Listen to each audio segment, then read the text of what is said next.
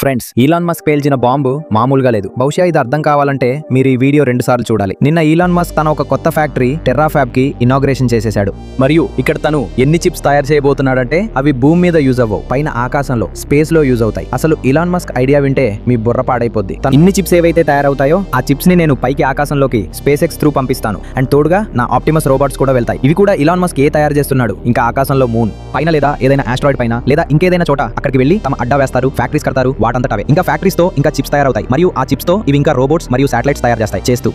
చేస్తూ ఇక్కడ ఇన్ని రోబోట్స్ మరియు ఇన్ని శాటిలైట్స్ తయారైపోతాయంటే సన్ చుట్టూ ఒక స్వామ్ ని తయారు చేస్తాయి. దీన్నే డిసాన్ స్వామ్ అంటారు. స్వామ్ అంటే ఏంటో తెలుసా? ఎలాగైతే తేనెటీగల గుంపు ఉంటుందో అవి ఒక్కసారిగా చుట్టుపక్కల వ్యాపిస్తాయో అలాగే మేము శాటిలైట్స్ తో అంత పెద్ద ఒక గుంపును తయారు చేస్తాము. అవి మనం ఆకాశంలోనే క్రియేట్ చేసి ఉంటాము అని అంటున్నారు. సన్ చుట్టూ ఒక పూర్తి స్వామ్ ని పరిచేస్తాము మరియు స్వామ్ ని పరిచేస్తే సన్ ఎనర్జీని క్యాప్చర్ చేస్తాము. ఎంత ఎనర్జీ క్యాప్చర్ అవబోతుందంటే భూమి మీద మనకు ఎంత ఎనర్జీ కావాలో దానికి 20 కోట్ల రెట్లు ఎక్కువ ఎనర్జీని మనం క్యాప్చర్ చేసి భూమి మీదకు లేజర్స్ మరియు మైక్రోవేవ్ త్రూ పంపిస్తాము. ఇలా చెప్తున్నాడు. ఇది చేయడానికి 50 ఏళ్ల దాకా పడుతుంది, కానీ ఆయన అంటున్నాడు దాంతో మనం కర్దాశివ్ లెవెల్ 2 సివిలైజేషన్ చేరుకుంటాం. దీని అర్థం ఏంటో తెలుసా? చూడు, లెవెల్ 1 అంటే అర్థం ఎలాంటిదంటే ఒక సివిలైజేషన్, అలాంటి ఒక జాతి, అలాంటి ఒక మానవ జాతి ఏంటంటే తన ప్లానెట్ తాలూకు పూర్తి ఎనర్జీని యూజ్ చేయగలదు. ఇప్పుడు మనం మన ప్లానెట్ ఎనర్జీని చాలా తక్కువే యూజ్ చేయగలుగుతున్నాము. ఇక్కడ జియోథర్మల్, న్యూక్లియర్, సోలార్, విండ్ ఇలా ఎన్నో ఎనర్జీస్ ఉన్నాయి. మనం చాలా తక్కువే యూజ్ చేయగలుగుతున్నాం. అండ్ అంటారు కదా, ఎప్పుడైతే లెవెల్ 1 తర్వాత లెవెల్ 2 వస్తుందో అది తన సంధి, తన స్టార్ది ఇలా పూర్తి ఎనర్జీని తీసుకో గలదో దాన్ని లెవెల్ 2 సిమ్యులేషన్ అంటారు. దెన్ లెవెల్ 3 ఉంటుంది. అదేంటంటే మొత్తం గ్యాలక్సీది. అంటే అనుకోండి, మన భూమి మిల్కీవే గ్యాలక్సీలో ఉంటే